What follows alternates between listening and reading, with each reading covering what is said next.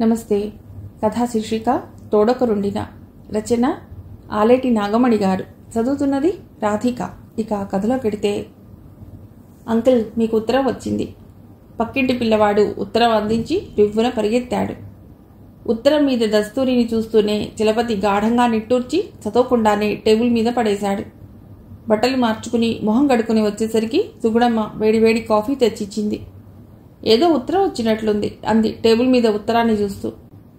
అవునండి, నాన్నగారి దగ్గర నుండి. ఇంకా చదివినట్టు లేదు అంది చింపకుండా ఉన్న కవర్ వంక చూస్తూ. చదవటానికి అందులో కొత్త విషయం ఏముంటుందండి? ఏదో పెళ్లి చూపుల గొడవనే అయి ఉంటుంది అన్నాడు కాఫీ తాగటం పూర్తి చేస్తూ. చక్కగా పెళ్లి చేసుకోమని నెలకోసారి ఓ ఉత్తరం రాస్తుంటే నువ్విలా గొడవ అంటూ అనటం నాకేం బాగోలేదబ్బాయ్. ఎన్నాళ్ళు ఇలా ఉంటావు? 30 ఏళ్ళు దాటుతున్నాయా అంది మందలిస్తున్నట్లుగా. పెళ్లి చేసుకోవటం దేనికండి? అనవసరపు చిక్కులు కొని తెచ్చుకోవటం కాకపోతే హాయిగా ఉద్యోగం చేసుకుంటున్నాను. హోటల్ తిండి తినే అదృష్టం లేకుండా తల్లిలా మీరు వంట చేసి పెడుతున్నారు.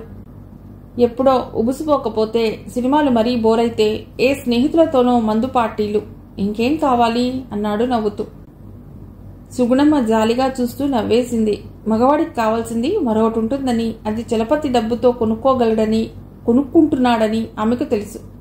2-3 సార్లు గమనించింది కూడా. కానీ అన్నీ కొనుక్కోవటమేనా జీవితం?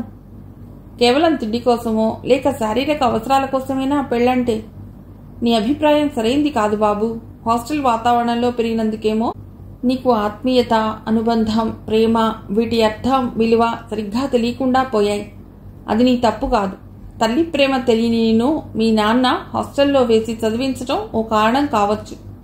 కానీ ఒక మనిషి జీవితంలో ఒకరిని ప్రేమించటమో లేక ఒకరి చేత ప్రేమించబడ్డమో జరగకపోతే ఆ జీవితానికి అర్థం లేనట్టే. అర్థం లేని జీవితం ఎంత నిస్సారంగా ఉంటుందో నీకు ఇప్పుడు తెలియకపోవచ్చు. కానీ ముందు ముందు ఏదో ఒక రోజు తెలిసినప్పుడు కాలంతో కరిగిపోయిన ఈ రోజులు వెనక్కి తిరిగి రావు కదా. నా మాట విను బాబు. పెద్దాయన పదే పదే అలా ఉత్తరాలు రాస్తుంటే నువ్విలా నిర్లక్ష్యంగా ఉండటం, ఆయన ఆరాటాన్ని, ఆత్రుతను అర్థం చేసుకోకపోవటం ఏం బాగోలేదు. ఆయనకు మాత్రం ఎవరున్నారు? నువ్వు తప్ప. నువ్వొక ఇంటివాడివైతే ఆయనకు ఒంటరితనం పోతుంది. ఇంట్లోకి ఆడదిక్కు వస్తుంది. నట్టింట్లో పిల్లా పాపలతో హాయిగా ఉంటూ నీ వంశాంకురాలతో ఆయన శేష జీవితం హాయిగా గడిచిపోతుంది. ఆమె అంతలా చెబుతుంటే ఆశ్చర్యపోయాడు చలపతి. వింతగా చూశాడు ఆమె వైపు. నేను ఇలా చెప్పటం నీకు ఆశ్చర్యంగా ఉండవచ్చు, అతి చనువు తీసుకుంటున్నానని కోపంగానూ ఉండవచ్చు. కానీ ఎవ్వరూ లేని దాన్ని. ఆ మధ్య మీ నాన్నగారు ఇక్కడికి వచ్చినప్పుడు ఆయన బాధంతా నీ గురించేనని అర్థం చేసుకున్నాను కాబట్టి చెప్తున్నాను. బలవంతం ఏం లేదు కదా. నీకు నచ్చిన అమ్మాయినే చేసుకో. నిన్ను పెళ్లికి ఒప్పిస్తానని మీ నాన్నకు నేను మాటిచ్చాను. ఏదో పెద్దదాన్ని, తల్లి లాంటి దాన్నని నువ్వే అన్నావు. కాబట్టి నా మీద ఏమాత్రం గౌరవం, అభిమానం ఉన్నా ఈసారికి వెళ్ళి అమ్మాయిని చూసిరా అంది. చలపతి చిన్నగా నవ్వేస్తూ, సరే వెళ్తాలేండి అన్నాడు తప్పదన్నట్లు. అలా కాదు, ముందు నువ్వు ఆ ఉత్తరం చదువు. ఎప్పుడు రమ్మని రాశారో చూడు అంది. చలపతి అయిష్టంగానే ఉత్తరం చదివాడు. అమ్మాయి చాలా బాగుంది. నీకు నచ్చుతుందనే నా నమ్మకం. మన ఊరే. నువ్వు వచ్చాక వాళ్ళ కబురు చేస్తాను. వీలైనంత త్వరలో రాగలవు. వచ్చే నెలలో మంచి ముహూర్తాలున్నాయి. ఉత్తరం చదివి ఆమె వంక తిరిగి ఏదో అనబోయాడు. అయితే రేపే బయలుదేరు అందామె. రేపా? మంచి పనికి ఆలస్యం ఎందుకు బాబు? ఆలస్యం చేస్తే అమృతం కూడా విషం అవుతుందిట అంటూ చలపతిని ఒప్పించి మరీ బయలుదేరదీసింది. చలపతికి ఇష్టం లేకున్నా ఆవిడ తననంతగా బలవంతం చేయడం నచ్చలేదు. ఆ మధ్య తండ్రి తనను చూడటానికి వచ్చినప్పుడు హఠాత్తుగా సుస్తీ చేసింది. సరిగ్గా అప్పుడే తనకు ఆఫీసులో ఇన్స్పెక్షన్. సెలవు పెట్టలేకపోయాడు. ఆ సమయంలో తండ్రిని కనిపెట్టుకుని ఆయన బాగోగులు చూడటం వల్ల తాను చాలా నిశ్చింతగా సెలవు పెట్టుకోకుండా ఆఫీస్కి వెళ్లి రాగలిగాడు. అప్పుడే తన పెళ్లి గురించి నాన్నగారు ఆవిడ ముందు బాధపడి ఉంటారు. అందుకే కాబోలు ఆవిడ ఇంతలా తనను ఒప్పించి మరీ పంపిస్తోంది. రైల్లో కూర్చున్నాడన్న మాటే గాని చలపతికి వెళ్ళటం అస్సలు ఇష్టం లేదు. పెళ్లి చూపులంటే అసలు ఇష్టం లేదు. అంతకు క్రితం ఓ 4-5 చూశాడంతే. తండ్రి బాధపడలేక నచ్చలేదని చెప్పాడు. మరో 2 సంబంధాలైతే తండ్రి వాళ్లను అమ్మాయితో సహా హైదరాబాద్కే తీసుకొచ్చాడు. ఉత్తరం రాస్తే తాను వెళ్ళటం లేదని. తనకు అమ్మాయి నచ్చకపోవటానికి కారణం అమ్మాయి అందంగా లేకపోవటం కానీ కట్నం పట్టింపు కానీ కావు. తనకసలు పెళ్ళంటేనే ఇష్టం లేదు. వెధవ బాదరబందీ ఎవరు పడతారు? హాయిగా స్వేచ్ఛగా ఏ బరువు బాధ్యతలు లేకుండా ఉండటమే తనకు కావాలి. ఆకలినప్పుడు హోటల్కి వెళ్లి భోజనం చేసినప్పుడు, తన శరీరం ఎదురు తిరిగినప్పుడు అవసరానికి డబ్బు పారేసి ఎన్నోసార్లు అమ్మాయిల దగ్గరికి వెళ్ళాడు. భార్యతో పంచుకునే శారీరక సుఖం కొనుక్కోగలడు. తాగాలనిపించినప్పుడు స్నేహితులతో మందు పార్టీలు చేసుకుంటాడు. తండ్రికి తన జీతంతో అవసరం లేదు. దాదాపు 3,000 వరకే జీతం వస్తుంది. తన ఖర్చులకు పోను చాలా వరకు మిగులుతుంది. ఇక పెళ్లి పెళ్ళాం అనవసరమనిపిస్తుంది.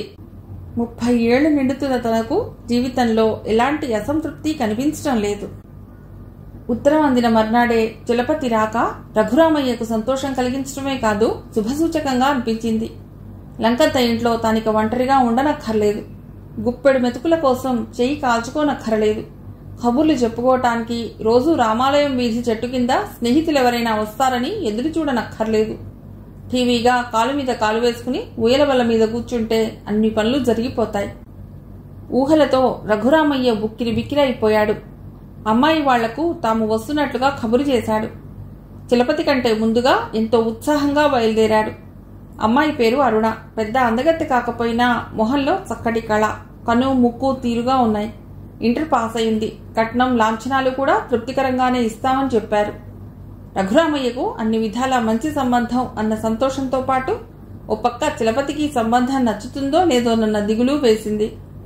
చలపతి అక్కడేం మాట్లాడలేదు.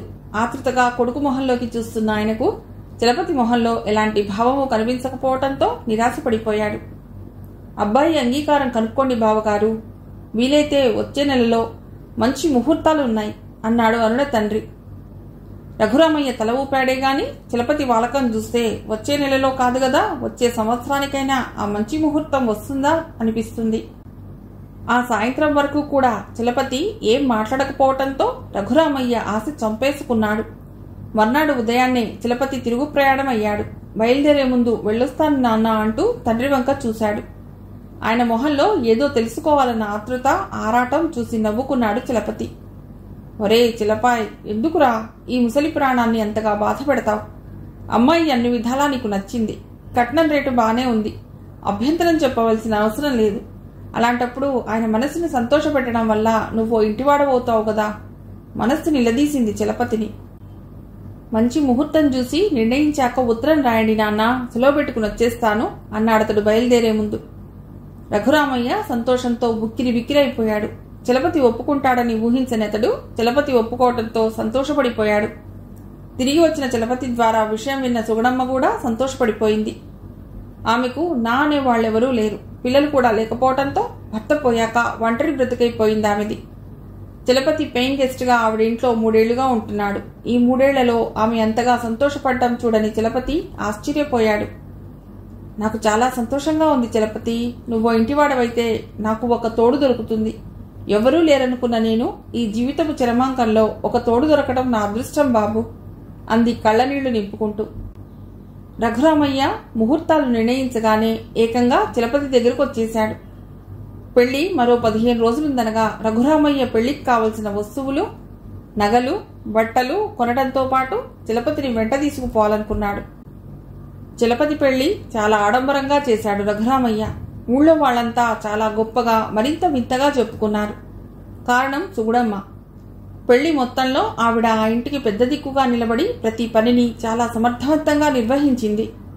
ఆడదిక్కులేని ఆ ఇంట్లో చాలా రోజుల తర్వాత ఆడదిక్కున్న ఇల్లు ఎలా ఉంటుందో రఘురామయ్యతో పాటు చలపతికి అర్థమైంది. అంతగా బంధువులేని రఘురామయ్య చలపతి పెళ్లికి ముహూర్తం నిర్ణయించగానే చాలా కంగారు పడిపోయాడు. చేతి నిండా డబ్బు తీసుకుని ముందుగా చలపతి దగ్గరికి వెళ్ళాడు. పెళ్లి కూతురుకు కావలసిన బట్టలు, నగలు తీసుకోవటానికి సుగుణమ్మను తోడు తీసుకువెళ్లారు తండ్రి కొడుకులు. వాళ్లతో పాటే ఊరికి కూడా వచ్చేసింది సుగుణమ్మ. వారం రోజుల్లో ఇంటికి సున్నాలు వేయించడంతో పాటు పెళ్లి పనులన్నీ చాలా శ్రద్ధగా, ఎలాంటి లోపం లేకుండా చాలా సమర్థవంతంగా నిర్వహించింది. 3 ఏళ్లుగా చలపతి ఆవిడింట్లోనే ఉంటున్న విషయాన్ని రఘురామయ్య ద్వారా విన్న ఊళ్ళో వాళ్ళందరూ ఆవిడంటే ఎంతో గౌరవంగా, అభిమానంగా చూశారు. ఆవిడ కలుపుగోలుతనం అందర్నీ ఆకట్టుకునేలా చేసింది. ఏ ఒక్క విషయంలో కూడా ఎలాంటి లోటుపాట్లు జరగకుండా పెళ్లి సవ్యంగా జరిగిపోయింది. మరో వారానికి చలపతి భార్యతో బయలుదేరాడు. అరుణ మరో వారానికి సుగుణమ్మతో కలిసి వస్తాననటంతో చలపతి ఒక్కడే బయలుదేరాడు. బస్టాండ్ వరకు వెంట వచ్చిన రఘురామయ్య చలపతితో ఏదో చెప్పాలనుకుంటూ ఆగిపోవటం గమనించిన చలపతి, నాన్న నాతో ఏదో చెప్పాలనుకుంటూ సందేహిస్తున్నారు అన్నాడు. వచ్చే వారం అమ్మాయిని తీసుకుని వెళతావు గదు చలం? అంటూ తండ్రి వంక చూస్తూ, పోనీ మరో వారం ఇక్కడే. తండ్రి ఒంటరిగా ఉంటాడన్న ఆలోచన రావడంతో ఆగాడు. అలా కాదు, నీకు ఇబ్బంది అవుతుందేమో భోజనానికి. తండ్రి చెప్పాలనుకుంటున్నదేమిటో అర్థం కాలేదు. బస్సు రావటంతో చలపతి వెళ్ళిపోయాడు. అతడు వెళ్లి 3 రోజులకు రఘురామయ్య దగ్గర నుండి ఉత్తరం వచ్చింది. చలం, మీ అమ్మ పోయాక నా జీవితంలోకి, ఈ ఇంట్లోకి ఎవ్వరూ రాలేదు. దాదాపు 20 ఏళ్లు ఈ లంకంత ఇంట్లో నేను ఒక్కడే గడిపాను. ఎక్కడో ఉద్యోగం చేసుకుంటున్న నిన్ను ఇబ్బంది పెట్టడం ఇష్టం లేక నాకెంత జబ్బు చేసినా ఊళ్ళో వాళ్ల సహాయం తీసుకున్నాను. నేను ఒంటరి వాణ్ణని, దిక్కులేని వాణ్ణన్న జాలితో. కానీ జాలితో, సానుభూతితో కాకుండా ఓ బాధ్యతగా చేయటం సుగుణమ్మలో చూశాను. ఆవిడ కూడా ఒంటరిదే. పశ్చిమానికి వెళ్ళిపోతున్న మా జీవితాలు ఒకరికొకరం తోడుగా ఉండాలనే నిర్ణయానికి వచ్చాం. ఆమెకు బరువు బాధ్యతలు లేవు. నీ పెళ్లి ఒకటి నా బాధ్యతగా మిగిలిపోయింది. ఆ బాధ్యత తీరిపోయింది. నీ భార్య పిల్లలతో నీ జీవితంలో ఒక తోడే ఏర్పడిపోయింది. చలం, నేను మీ మధ్యలో ఉండి మిమ్మల్ని ఇబ్బంది పెట్టలేను. అలా అని నిన్ను, అమ్మాయిని ఇక్కడ ఉండమని అనలేను. సుగుణ, నేను కలిసి ఉండాలనుకుంటున్నా. మా మధ్య ఒకరికి ఒకరు తోడనే భావన, స్నేహం తప్ప మరో అవసరానికి తావులేని వయస్సు మాది. అర్థం చేసుకుంటావు కదూ? నేను, సుగుణ అన్నవరం వెడుతున్నాం. అరుణ పుట్టింట్లో ఉంది. వీలైతే నువ్వు వచ్చి అరుణను తీసుకుని వచ్చే శుక్రవారం నాటికి అన్నవరం రాగలవు.